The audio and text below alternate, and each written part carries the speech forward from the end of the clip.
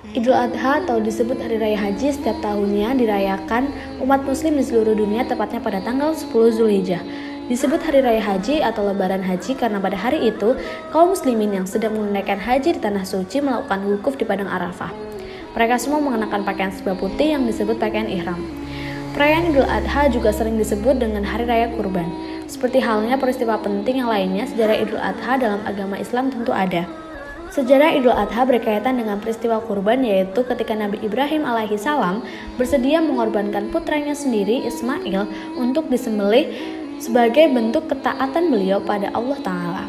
Muasal kurban yang menjadi bagian dari perayaan Idul Adha berawal dari lahirnya Nabi Ibrahim alaihissalam. Pada waktu itu Nabi Ismail mencapai usia remaja.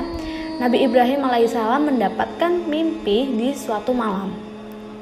Dalam mimpi tersebut, Nabi Ibrahim alaihissalam menerima wahyu dari Allah Subhanahu wa Ta'ala.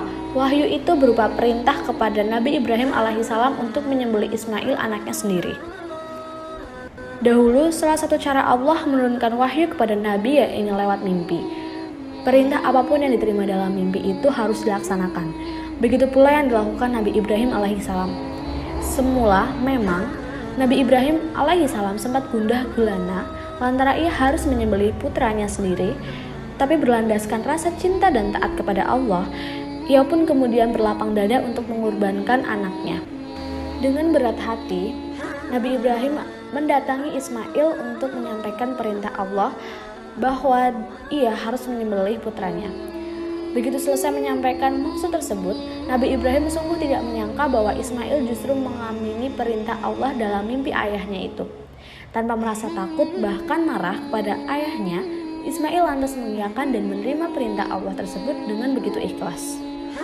Ismail ikhlas untuk disembelih dengan memberi 4 permintaan kepada Nabi Ibrahim. Ia berkata, "Aku hanya minta dalam melaksanakan perintah Allah itu agar ayah mengikatku kuat-kuat supaya aku tidak banyak bergerak sehingga menyusahkan ayah. Kedua, agar menangkal pakaianku supaya tidak terkena darah yang akan menyebabkan berkurangnya pahalaku dan terharunya ibuku bila melihatnya. Ketiga, tajamkanlah pedangmu dan percepatkanlah pelaksanaan penyembelihan agar meringankan penderitaan dan rasa pedihku. Keempat, dan yang terakhir, sampaikanlah salamku kepada ibuku. Berikanlah kepadanya pakaianku ini untuk menjadi penghiburnya dalam kesedihan dan tanda mata serta kenang-kenangan baginya dari putra tunggalnya." Demikian pesan Ismail kepada Nabi Ibrahim. Usai mendengar jawaban dari Ismail, Nabi Ibrahim pun siap untuk menyembelih putranya. Diikatnya kedua tangan dan kaki Ismail, lalu Ismail dibaringkan di atas lantai. Namun ternyata tidak mudah bagi Nabi Ibrahim menjalankan perintah Allah itu. Ketika keduanya, Nabi Ibrahim dan Nabi Ismail siap, datanglah setan yang terus menggoda mereka agar membatalkan perintah itu. Dengan tekad kuat, Nabi Ibrahim mematahkan godaan setan itu. Ia mengambil batu, kemudian melemparnya sambil mengatakan Bismillahi Allahu Akbar. Peristiwa melempar batu yang dilakukan Nabi Ibrahim itulah kemudian menjadi salah satu rangkaian ibadah haji, yakni melempar jumrah. Kemudian Nabi Ibrahim pun memantapkan niatnya untuk menyembelih Ismail tepat pada tanggal 10 Zulhijjah. Mereka pergi ke tanah lapang. Ismail yang ketika itu sudah diangkat menjadi nabi pun pasrah dan tawakal. Nabi Ibrahim alaihissalam menyiapkan pedang yang sudah diasah dengan sangat tajam agar Ismail tak merasa kesakitan ketika disembelih. Ismail kemudian meminta sang ayah menutup mata agar tidak merasa iba ataupun ragu melaksanakan perintah dari Allah Subhanahu wa Ta'ala. Namun saat Nabi Ibrahim mulai menyembelih anaknya, pedang tajam itu selalu terpental.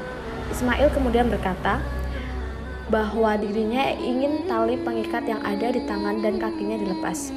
Hal itu dilakukan agar malaikat bisa menyaksikan ketaatannya kepada Allah Subhanahu wa Ta'ala. Setelah itu, pedang tajam hendak digerakkan, namun tiba-tiba Allah menyeru dengan firman-Nya, tertuang dalam surat As-Saffat ayat 104 hingga 107. "Wahai Ibrahim, sungguh engkau telah membenarkan mimpi itu. Sungguh demikianlah kami memberi balasan kepada orang-orang yang berbuat baik.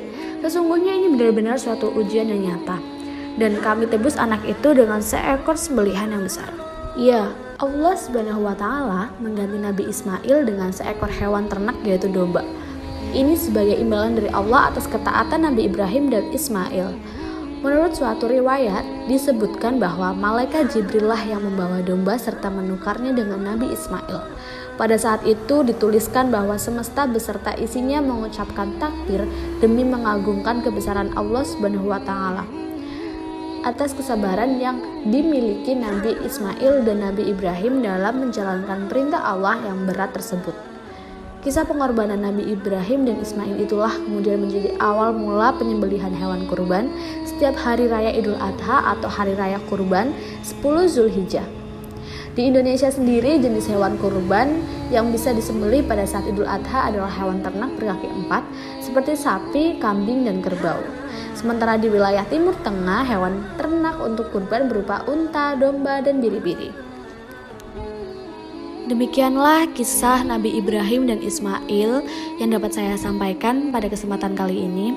Semoga dapat bermanfaat bagi kita semua. Lebih dan kurangnya mohon dimaafkan. Yang benar datangnya dari Allah Subhanahu wa Ta'ala yang Maha Besar, dan yang salah, hilaf atau keliru itu datangnya dari saya pribadi sebagai manusia biasa yang tidak pernah luput dari salah, hilaf, dan dosa. Sekian dan terima kasih. Wassalamualaikum warahmatullahi wabarakatuh.